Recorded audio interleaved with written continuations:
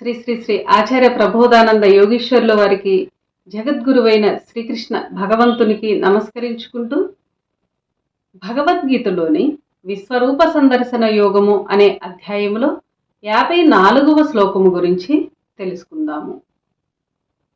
భక్త్యా త్వనన్యయా శక్యా అహమేవం విదోర్జున జాతుం ద్రష్టుం చ తత్వేన ప్రవేష్టుం చ పరంతప.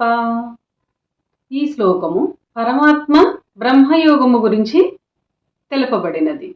భావము: అర్జున, నా ఆత్మను తెలియుటకు, చూచుటకు, ప్రవేశించుటకు అనన్యమైన భక్తి చేతనే సాధ్యమగుదును.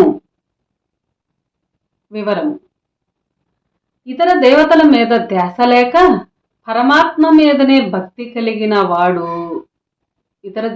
దేవతల మీద ధ్యాస లేక పరమాత్మ మీదనే భక్తి కలిగిన వాడు, అన్యచింతన లేకుండా మనసు నిల్పగలిగిన వాడు, తన శరీరమందలి పరమాత్మ అంశమైన ఆత్మను తెలియగలుగును. తన శరీరమందే పరమాత్మ అంశమైన ఆత్మను తెలియగలుగును, చూడగలుగును. తరువాత పరమాత్మ యందు ప్రవేశించగలుగును. ఈ విధముగా పరమాత్మను చేరు మార్గము కలదు అని ఈ శ్లోకములో పరమాత్మ బ్రహ్మయోగము గురించి వివరంగా తెలియజేశారు. అందరికీ నమస్కారం.